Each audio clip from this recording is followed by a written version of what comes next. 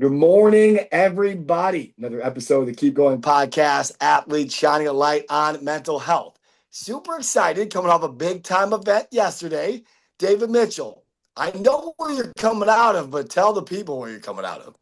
Yep, I'm coming out of Barrington, Illinois. Came back home on Friday for the charity wiffle ball event, and I'm back in the Chicago suburbs for a weekend.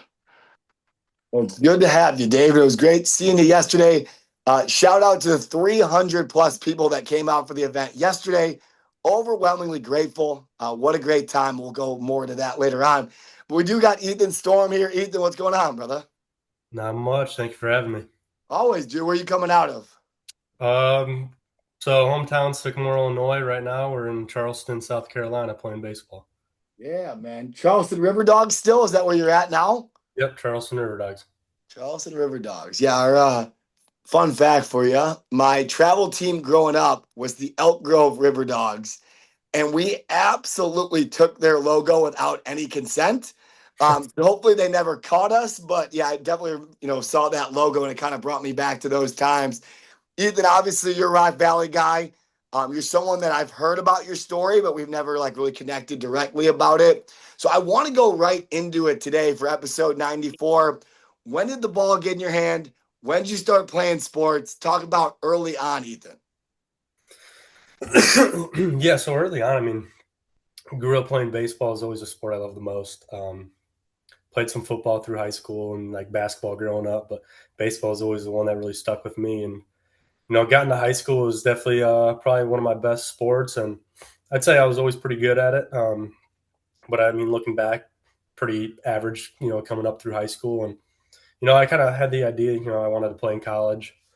And so I was kind of getting some interest into that and really just, took baseball serious, but never like put in any of that extra work or anything. And so kind of just went into my recruiting through high school. And I think I committed pretty early and, I had two offers. It was UW La Crosse or Rock Valley.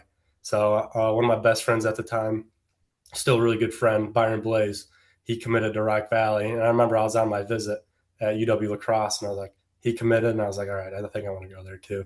Just having a familiar face going there. So that was, I want to say, going into my junior year of high school, or like that was in my junior year of high school. So committed to Rock Valley, and again, was just pretty average baseball player, so perfect for like going to JUCO.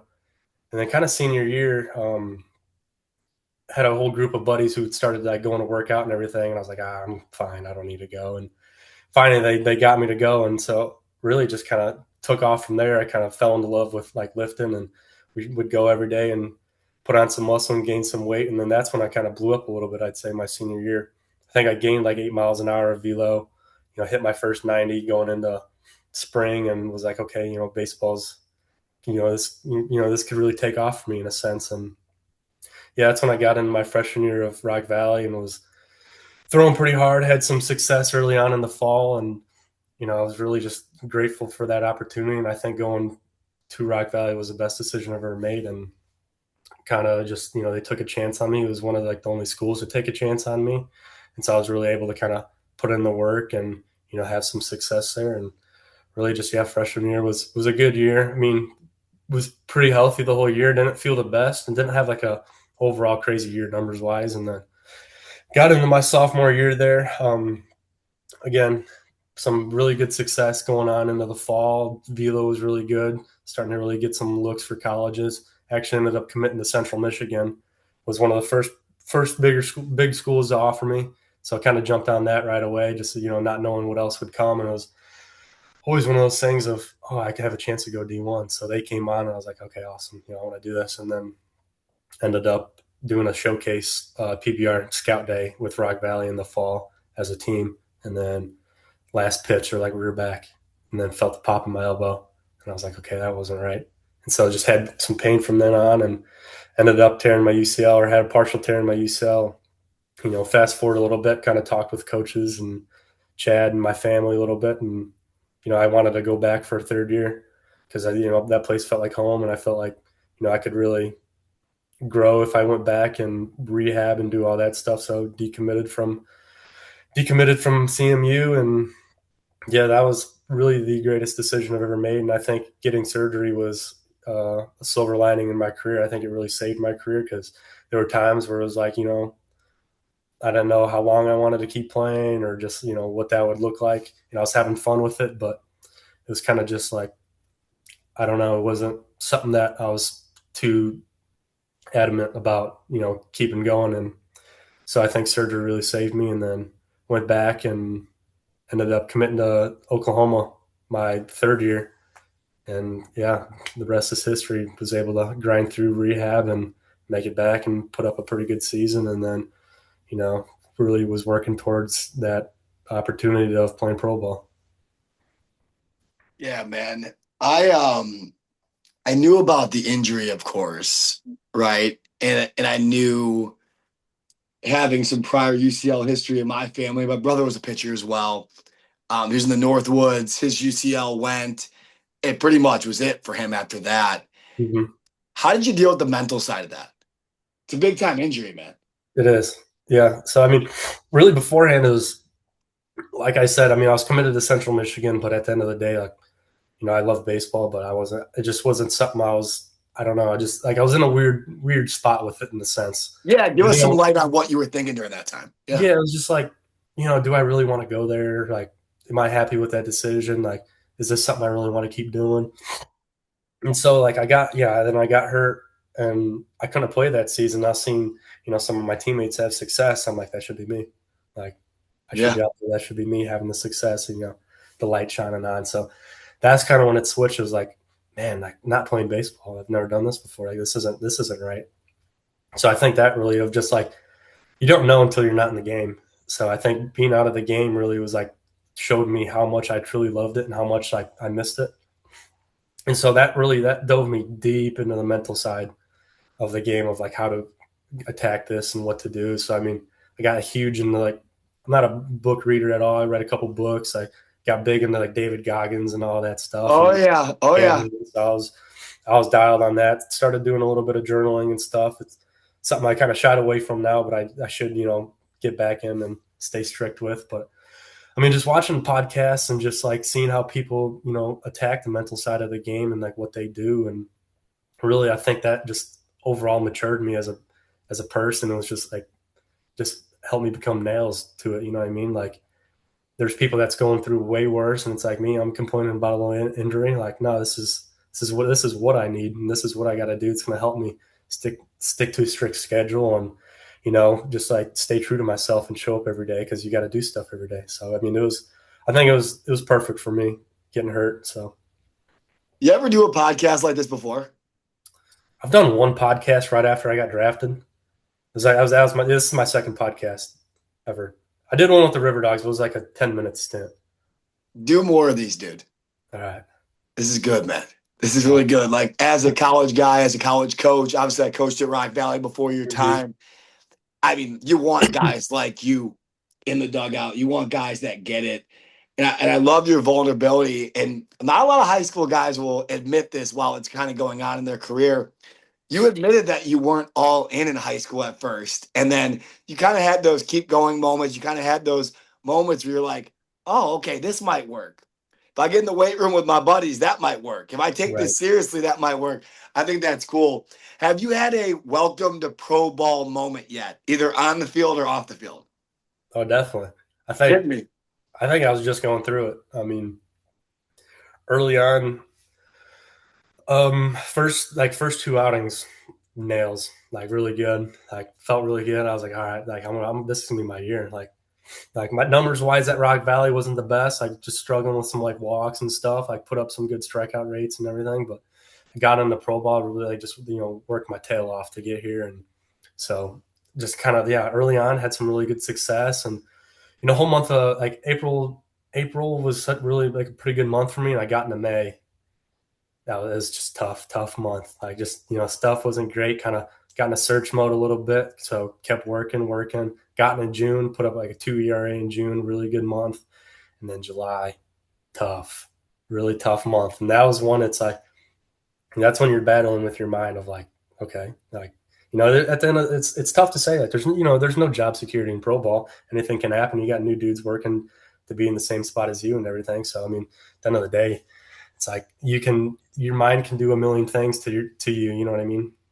When you're in this situation. But I mean, I think it's just putting your nose down and remembering like how you got here and what you can do and what you're capable of. So I mean, July was it was definitely a tough one. But I mean, we found some good things and what we've been working on, and I'd say past two outings have been really good. So I'm not really happy with the last one and how I'm feeling. So I knew at the end of the day that I was going to get in here and there's going to be a point when the game's going to humble you. So I mean, if you get to a spot and you think you're all that and it's not going to humble you, I mean, at the end of it, you're wrong. So I kind of I went through that stint of it, and you just gotta come out on the other side and just keep working, and just not try your best and not let any of it affect you. Yeah, man, this is good stuff. I'm gonna kick it over to Dave in a second for the mailbag. I got one more question. Selfishly, obviously, we're area guys, right? I still have a facility out here in Rockford. Talk to Chad. I talked to those guys, right? Yep. For a small town kid, Sycamore High School, correct? Sycamore? Yep, correct. For a small town kid, man, any advice for a kid listening, or how about even this, a parent, a guardian, or a coach, anything, any advice for someone that's going through this day to day, how to keep moving forward?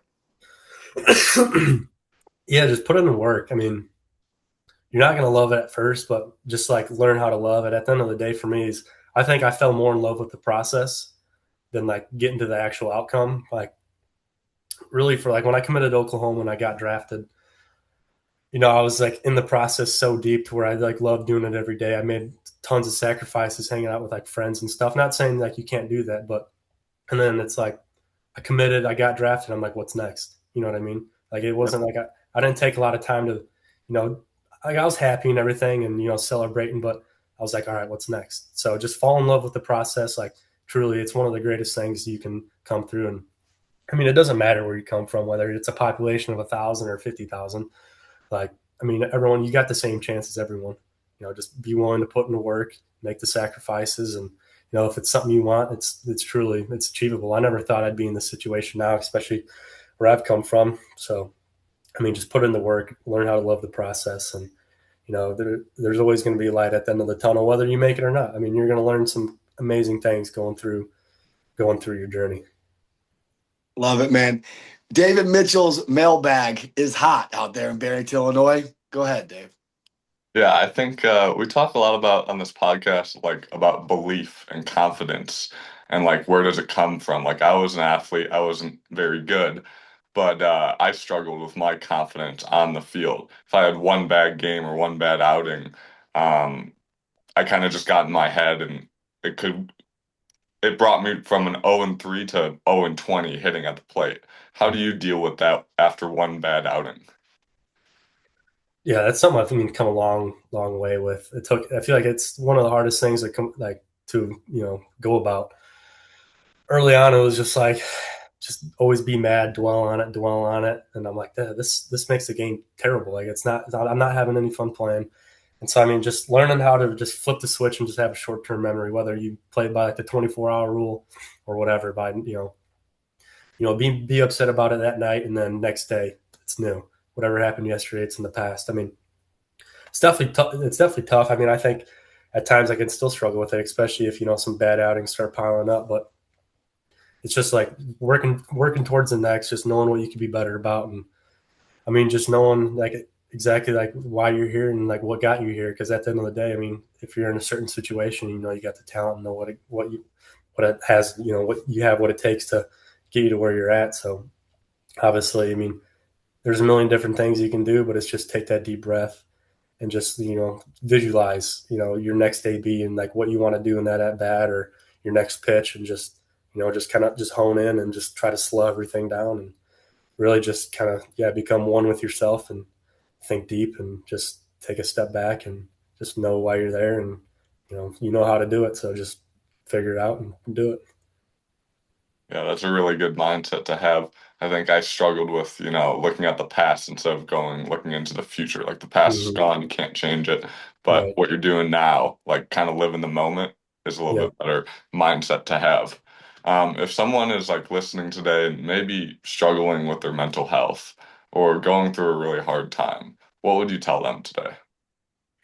Yeah, I'd just say like finding like just find your resource, find your outlet, whether it's, you know, watching. Like for me, it was kind of like when I was like going through the hard time of like surgery and just like the unknowns, it was, you know, having like the outlet and resources to fall back on. And just, you know, like for me, it was just like I started reading some books and I just try new things, like try something and see what's like, just find what's going to work for you, whether it's, you know, talking about what's going on, or, you know, just sticking to yourself and like journaling about it, or, you know, watching, you know, podcasts or videos on like people who are going through similar things, or, you know, reading some books that, you know, kind of shine a light onto that, of other people going on tough times. And for me, that's what really worked for me. And it's just having an outlet, and just whatever you may be struggling in, you know, maybe find a different outlet that you can hit the reset button on, whether it's, you know, it's a different hobby, and just take some time onto that and just kind of get your mind away from it, and, you know, kind of